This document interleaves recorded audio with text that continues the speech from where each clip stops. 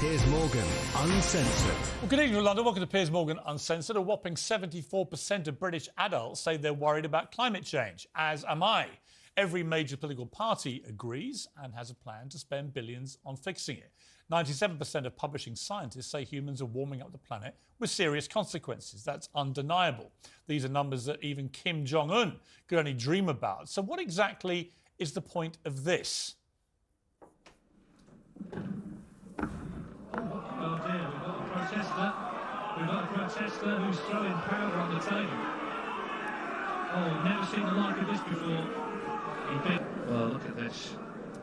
That's a Just Stop Oil protester, and there was another one there as well, wrecking the snooker at the Crucible on Monday night.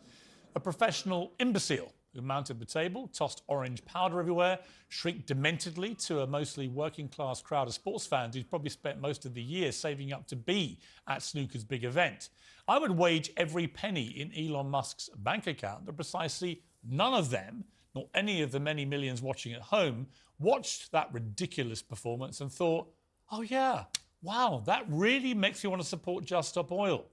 This is the same band of selfish, mainly middle-class twerps who risk their lives and the safety of many other people by disrupting the British Grand Prix.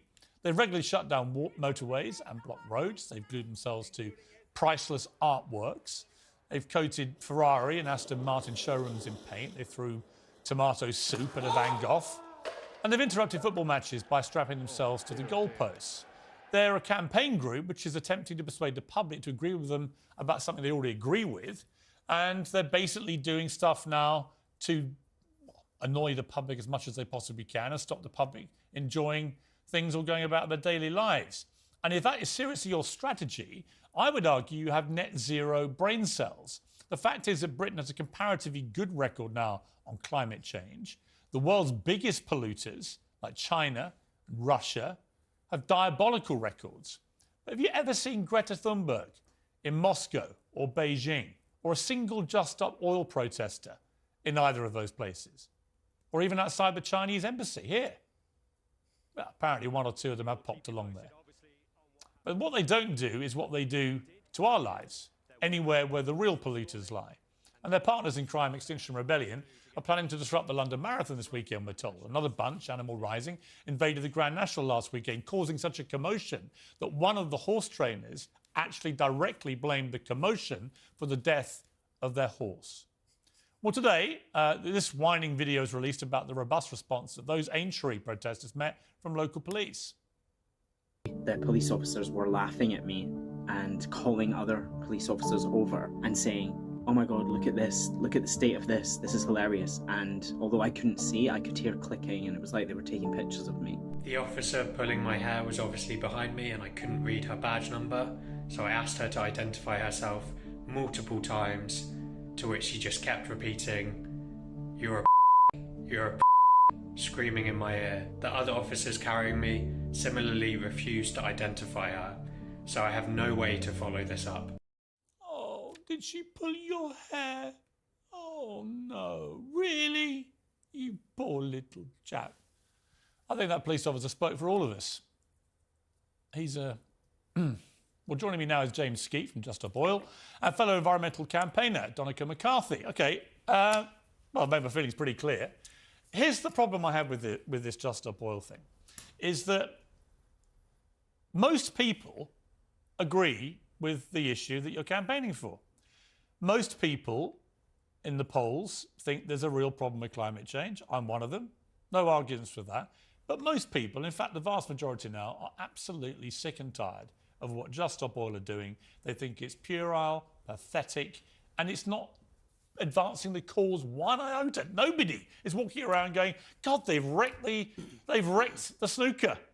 I must come round to their cause. Why do this stuff? I don't get it. Well, just for transparency, Piers, you've signed a deal for £50 million for this show. You don't know what deal I've signed. You've signed a deal for £50 million You don't know what deal I've signed. With Rupert Murdoch, who sits on the board of Genie Oil and Gas. So, just for transparency, just so we're all aware that that's what... I do work for Rupert Murdoch, yes. Yes, you do. Yeah, he owns this network. Yes, and he has spent decades persuading the British people and well, let's leave Rupert Murdoch out of it. This is about the world, me asking you about the merits of wrecking regular life for Britons in this country. I don't get it. For example, do you support what happened at the snooker? Of course I support what happened at the snooker. Why? Why are you laughing? Am I laughing? Yeah, you are. You're smirking. And so was the guy who did the stunt at the snooker. And here's my problem. It's all a bit of a game for you guys. You regularly get seen smirking and laughing. It's all a bit of fun. It's not fun for the people whose lives you're ruining. Piers, when the last IPCC report was released, and that's basically the sound of the world's climate scientists banging their heads against the desks, basically, in despair that no one's listening to them, that made page 11 of the Daily Mail underneath 2 women arguing over their geraniums, right? As a result of what happened on Monday, our demand has been on the front of every... No, your demand wasn't on the front page. That idiot was on the front page, spraying a snooker table with orange paint. Millions of conversations have been elicited, and if even a tenth of them draw attention to the fact that the British government are ploughing ahead with over 100 new fossil fuel licences, opening new coal mines in the middle of the worst crisis that we've ever seen, then it's a win. Don't you think? So you think... No, I don't. I don't think it's a win at all. I think it's a massive lose, actually. I think what you're doing is alienating a public who might well be persuaded, because they show it in the polls, to come on your side. I'm glad you agree. But at the moment, they think you're a bunch of annoying twerps wrecking their lives. Let me bring in you here. Donnachadh, I don't understand why you can't... Because you're not an unintelligent person. I've followed your stuff for a few years. Why you can't understand that this is backfiring? Why you don't get that the British public are sick of it? I think what's really interesting, Piers, is that you've just spent 5 minutes talking about tactics when you actually said you are seriously concerned about this issue. Yeah. And we would really welcome conversations on TalkTV about the issues. You said, the British government is doing good. Well, actually, a report came out last week from RAN about global investment in new fossil fuels. Since Copenhagen, $6 trillion invested in new fossil fuels. 15% came from the UK. Okay, let me ask. Let me finish. Okay. I think it's a talk about an issue. I'm going to give you a follow-up question to that, which is this. But tell me the I need to finish the point on investment. Tell me the carbon emissions for the UK and then for China and Russia and India. Britain is investing 15% of the global investment in fossil fuels globally, which, according to the International Energy Agency, according to the European Investment Bank, and even HSBC are saying we do not need. Investing $7 trillion over the next 10 years is a suicide note for humanity. Okay, so we're not talking about that. So you say.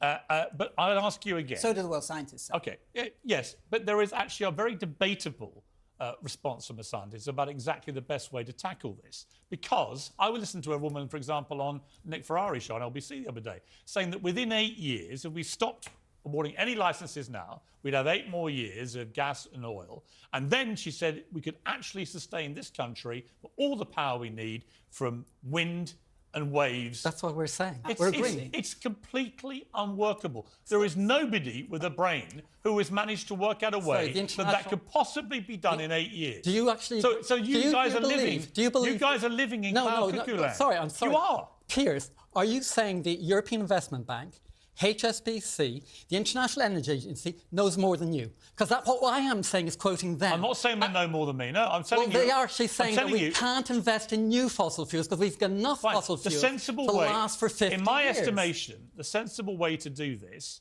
is to move slowly off fossil fuels to renewable energy, to make it affordable and make it practical, so that we don't have half the country turned into wind farms. That's the sensible way to do this, right? And I'm up for that sensible debate. That's not why you two were booked on this show. You two were booked on this show because the methods that you're using, in my opinion, are now damaging your cause. They are actually deterring the public from supporting you. And again, I ask you, why do it? Why rick the snooker? Why go and chuck stuff at Van Gogh? Why go and do these stupid things? Why is the government investing massive amounts in new fossil fuels when the IEA says we can't afford it? Why is the government saying one thing and doing the opposite? You're playing whataboutery. My question is... No, I'm not. I'm absolutely core to this issue. You're talking about a piece of powder, and I'm talking about billions being invested in destroying our I'm talking about you being on a destructive mission to piss off the public. Do you know who's on and in my long time in the media, I can tell you, it's not going to work. The very fact that we're having this conversation is a testament to the efficacy of these tactics. It's not. Right? I heard you guys say this. The fact is, you've not been brought on the British because of your people, sophisticated scientific opinion about climate change. You've been brought on. You've been brought on because your idiot friends have been once again wrecking things for people. The fact of the matter is that we're seeing that the only real leverage that normal people have is through disruptive tactics, right? The nurses know it, the train drivers know it, the junior doctors. So why don't you go where the real polluters are? Why don't you go to Beijing? Because we need to get our own house in order before we go around the world telling people what to do. You are moral cowards. You're moral cowards. It's easier to go and ruin an old granny's day at the Crucible than it is to get on a plane and go to Beijing or to get to the fact of the matter is that we are the 8th biggest emitter historically. We have to get our own house in order before we go around the world lecturing. I've asked you, and I'll ask you now. If you're talking about moral cowardice, why don't you go to Sudan? Hang on. Why don't you go to Pakistan and interview the people whose lives are dying and are flooded? If you were courageous and use your amazing role that you've got, you could be courageous. Just to clarify, it's not your show. No, but shouting doesn't work. I do the question. You do the shouting. Stop shouting at me then. Good. You haven't answered my question. Let's have a conversation. Let's have a question. Good. See if you can answer it. What are the CO2 emissions for this country, and what are they for China and Russia and India? Per capita, the emissions... Not per capita, what are the emissions? China's emissions... What percentage of the emissions in the world come from China? Using childish maths is silly. Childish maths? Yes. They're statistical facts. Because, no, a country that's bigger than UK has more... What percentage of the global emissions come from China? Are you talking about production emissions or consumption emissions? Just give me the emissions. You are actually... Those are two very different figures. Look at you guys. You're so expert in every part of it. No, I can tell you. You don't want to tell me. No, I want to tell you. You don't want to tell me because you know the answer. No, do why you're asking this question? Because you already want the answer. What I am saying is China is 20 times bigger in population than the UK, so its emissions are 20 times bigger. But our investments are 15 times So when are you going to Beijing? When you go to Sudan and I'll to fly Pakistan. you to Beijing. When you go to Sudan I'll fly you and to Pakistan. Beijing.